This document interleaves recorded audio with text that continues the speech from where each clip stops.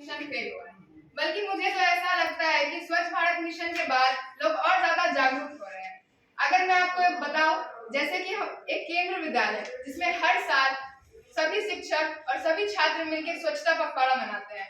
और अगर आपको मैं अपने ही देश के कुछ शहरों के उदाहरण दूं, जैसे कि सूरत, मैसूर और नवी मुंबई, इंदौर, ये सारे हमारे देश के कुछ ऐसे शहर हैं जो पहले इतने स्वच्छ नहीं हुआ करते थे, लेकिन स्वच्छता मिशन के दौरान इन्होंने जागरूकता दिखाई और अपने शहर को स्वच्छ बनाया। और जहां तक आपका सवाल है खुले में शौच का, तो हमने स्वच्छता मिशन के दौरान भारत में 11 करोड़ शौचालय बनवाए हैं। और मैं आपको बताना चाहूंगी कि सिक्किम हमारे देश का एक ऐसा राज्य है जिसके पास हर घर में अपना एक शौचालय है।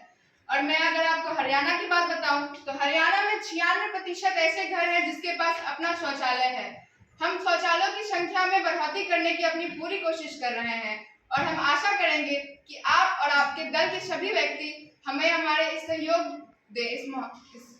धन्यवाद। Any supplementary questions? Yes, Madam Speaker.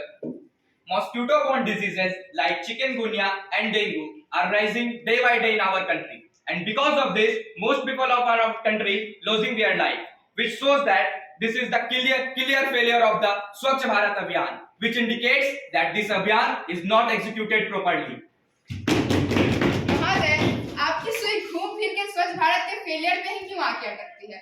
मैं आपको बताऊं, कृपया आप इसे एक राजनीतिक मुद्दा ना बनाएं। जितनी कोशिश आप इसे एक राजनीतिक मुद्दा बनाने में कर रहे हैं, उतनी ही कोशिश अगर आप इसे हमारे लोगों को जागरूक करने में करें तो हमारी सहायता होगी और देश के लोग जागरूक होंगे। और हम अपनी पूरी कोशिश कर रहे हैं कि हमारे देश के लोग बहुत ही स्वच्छ रहें, शुद्ध रहें और खुशहाल जीवन बिताएं। तो कृपया आप इसे एक राजनीतिक मुद्दा ना बनाएं और हमारे साथ सहयोग करें अपने देश को एक स्वच्छ और स्वस्थ शहर बनाने में। धन्यवाद।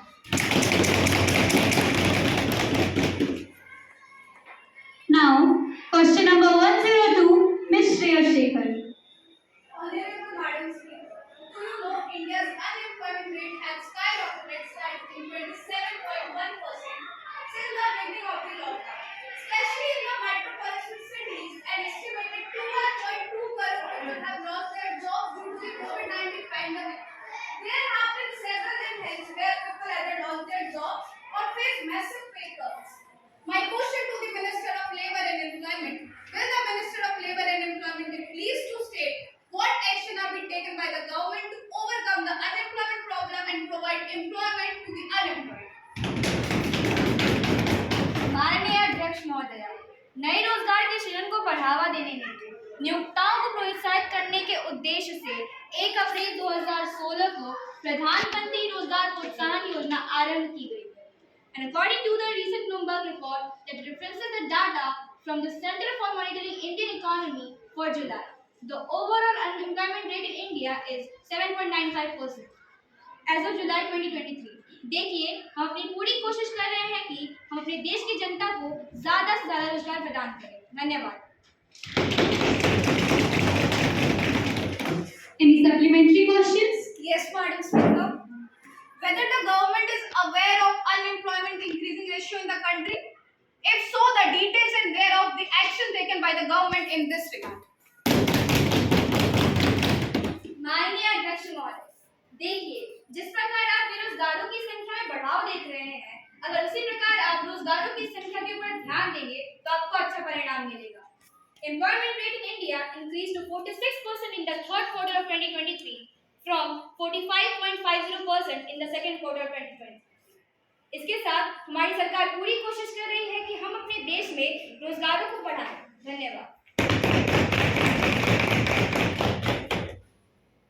Now, question number 103, Ms. Ayushi, please.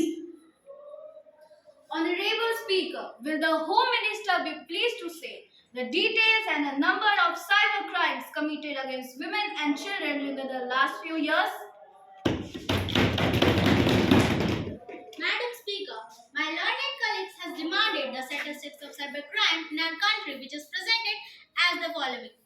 In total, 65,983 cases of cybercrime registered this year, up from 52,974 cases of last year. There was a surge in cybercrime with a jump of 24.4% according to the National Cybercrime Reporting Bureau (NCRB). States of Karnataka, Telangana, Maharashtra account more than half of these cases. Thank you. Any supplementary questions, Ms. Ayushi? Yes, ma'am. Will she be pleased to provide the details of the steps taken by the government to spread awareness about cybercrime?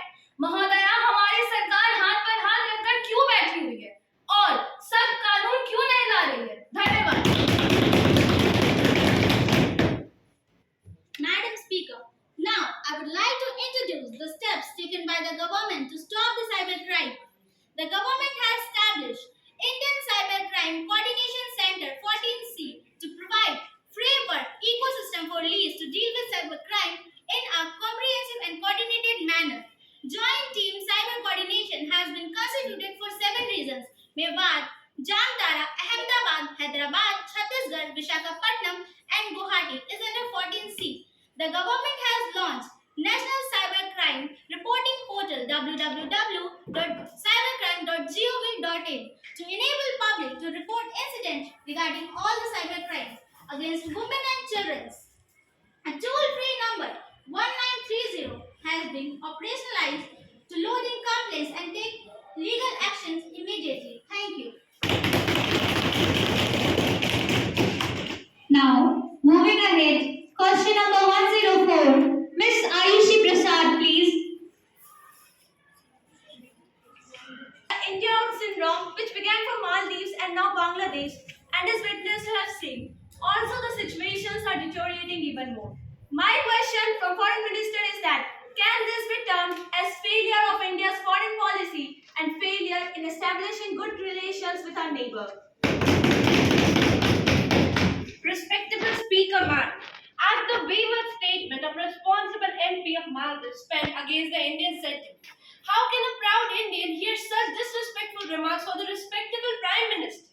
India and Maldives share ethnic, linguistic, cultural, religious, and commercial links steeped in antiquity and enjoy close, cordial, and multidimensional relations. India was among the first to establish relation with Maldives in 1965 after its independence. But how can Indians expect such humiliating return from Maldives?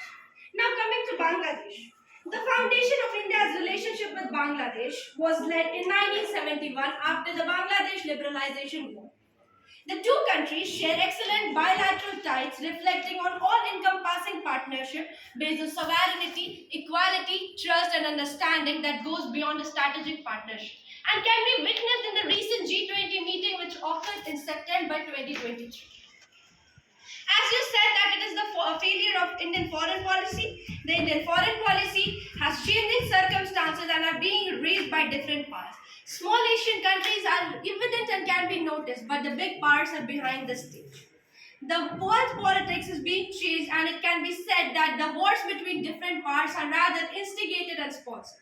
Chinese foreign policy has played a notorious role in the whole episode. It can be said that the software is from China and the speaker is from Maldives. Thank you, ma'am.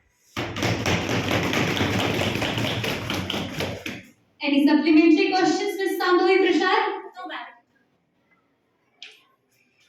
Now, question number 105. Ms. Siddhi.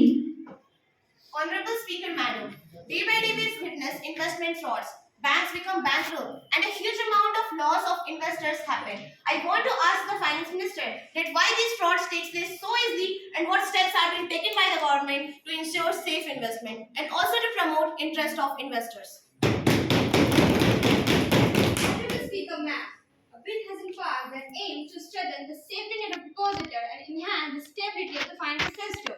It proposes amendment to the Deposit Insurance and Trade Guarantee Corporation Act 1961, which established and manages the DICGC. The bill increases the deposit insurance coverage to INR 5 lakhs per bank account holder up from INR 1 lakh in 2024. The DICGC will apply to both new and existing banks and it will cover 98.3% of all deposit in terms of numbers and 50.9% of deposit in value. Thank you.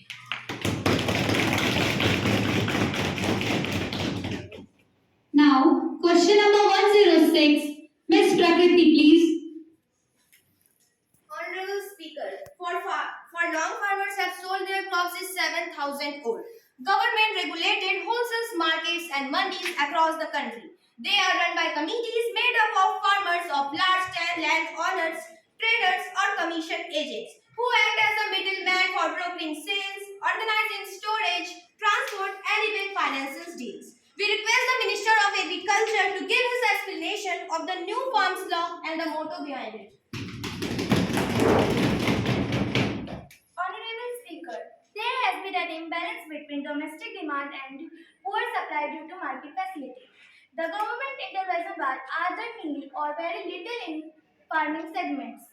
These farm laws should be provide a levelized and favorable to the agriculture growth. Finally, I would say that the new farmer produce trade and commerce promotion and fertilization to the Act 2024 will be ensure a better price for farmer and a better deal for consumers.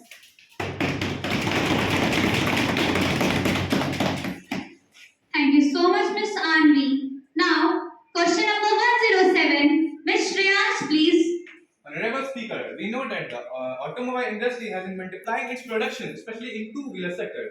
Today, it has become a necessity to have a two-wheeler whether we live in urban or rural community. My question is from the Honorable Minister of Petroleum is, why there is a continuous increase in the price of the petrol, which is a basic necessity for the citizens? Where the government is concerned with the rise in the petrol price? And if yes, what steps are being taken to reduce the price and save common from becoming poor? Honorable Speaker, first of all, I will thank the honorable member to recognize that the country is progressing. Let me put it straightly in order to push the crude prices up amid lower demands. OPEC, Organization of Petrol Exporting Countries, and allies including Russia had cut the oil production by 9.8 million barrels per day in May 2020. To further boost prices, our government has urged oil producers to ease the cut on oil production so that our Indian consumers can get relief on the fuel fronts. Our aim is to provide security, safety, and welfare to our citizens. Thank you. Attention notice. Honourable speaker, जमीन जल चुकी है, आसमान बाकी है, सूखे कुएं तुम्हारा इम्तिहान बाकी है। वह जो खेतों की मेढ़ों पे उदास बैठे हैं, उनकी आंखों में अब भी ईमान बाकी है। बादलों बरस जाना समय पर इस बार किसी का मकान गिरवी तो किसी का लगान बाकी है। The new laws will are detrimental to our farmers. The contentious reforms will lose it. Rules around the sale, pricing and storage of farm produce. Rules that have protected farmer from an unfettered free market for decades. Thank you. Madam Speaker, freedom is about actual viable choices that you can realize. Don't we need to think on these issues? The farmers who serves is the ultimate sufferer. It is our duty to provide them opportunities to progress and prosper. It is the duty of my government to connect local farmers to global.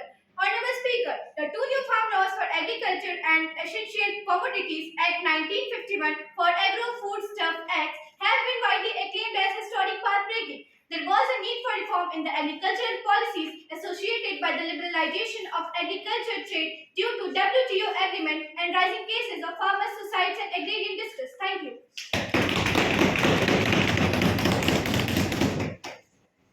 Madam Speaker, a serious breach of privilege has been committed by the local television channel TV 100 News anchor in Rajasthan. Madam, breach of privilege refers to the sum of the distinct rights that are enjoyed by the Parliament, without which they can't discharge their functions, and these rights are peculiar to them. In India, these privileges origin in form of Article 105 and 194, which gives these privileges to the Member of Parliament and Member of State Legislature respectively. यह विशेषाधिकार जो सांसदों को प्राप्त है, इसका हनन किसी भी अवस्था में मान्य नहीं है एवं इसका उल्लंघन करना एक गंभीर अपराध है। कृपया इसकी सख्त से सख्त निंदा की जानी चाहिए। धन्यवाद। Thank you so much for the information, Ms. Sonali. Household television channel number 100 news anchor in Rajasthan as a guilty of breach of privilege. However, instead of punishing the guilty, the House states its own dignity and it does not give undue importance to the local news media. They present it on the cheap publicity and thus they serve further no discussions. Secretary General, to lay the papers on my table, please.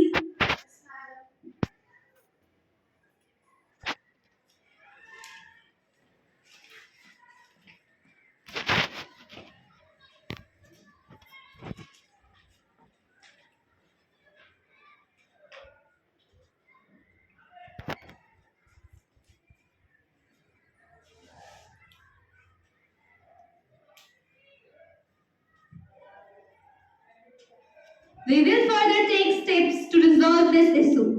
Now, moving ahead, honorable members, I am glad to inform you all that the Speaker of Canadian Parliament, Mr. Aditya, along with Ms. Gungur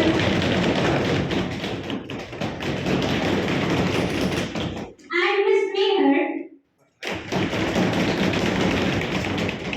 have visited us to witness the functioning of our house. We wish them a happy and a fruitful stay in our country. Now, moving ahead, I would like to call the State Education Minister to introduce the new education policy bill. Madam Speaker, the main clauses of the Uniform Education Bill are as follows. First, to prepare and provide educational curriculum for all students in India from grade 6 to 12. Second, to make education a part of union list where the central government has the power to plan, execute and amend all the educational policies and merge all the existing board into NCERT. Third, to have common board exam on 5 subjects which are science, English, mathematics, social science and Hindi or Sanskrit for grade. Fourth, Kendra Vidyalayas, Navodaya Vidyalayas, Sainik schools and unaided schools must admit at least 25% of students from the undeveloped and economically weaker section from the society. Honorable Speaker Madam, I am confident that the honorable members of this House will welcome the bill wholeheartedly and through it help to achieve one nation, one education. With this word, I now move that the Uniform Education Bill 2024 to be taken into consideration. Thank you. Madam Speaker, I rise to support the bill. Education is the backbone of development of the nation.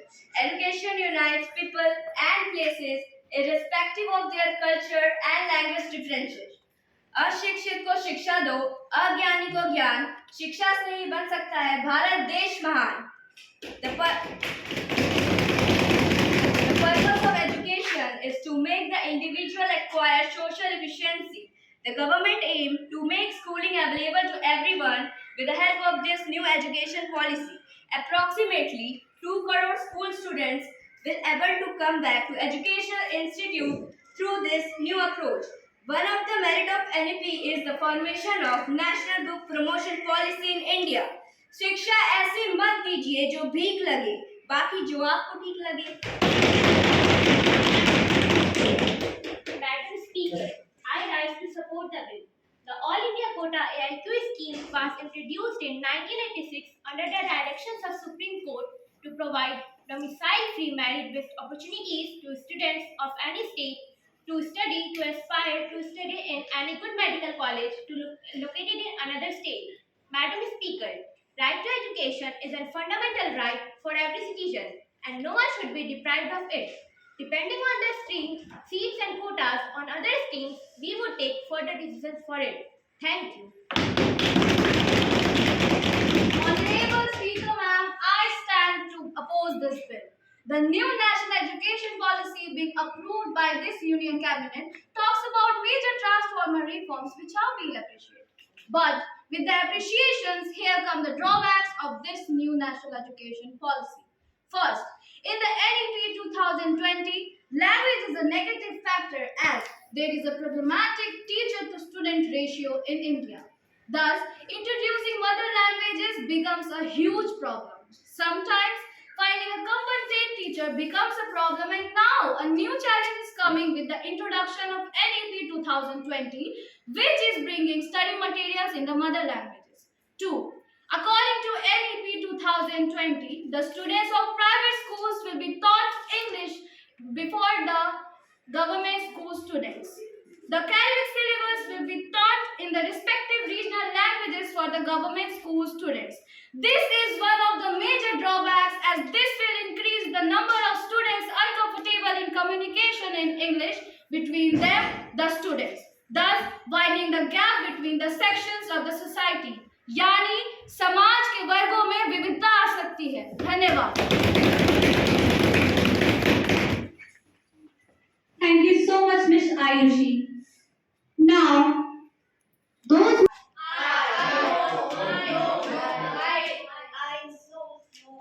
the ayes have it. We will pass the new education policy bill.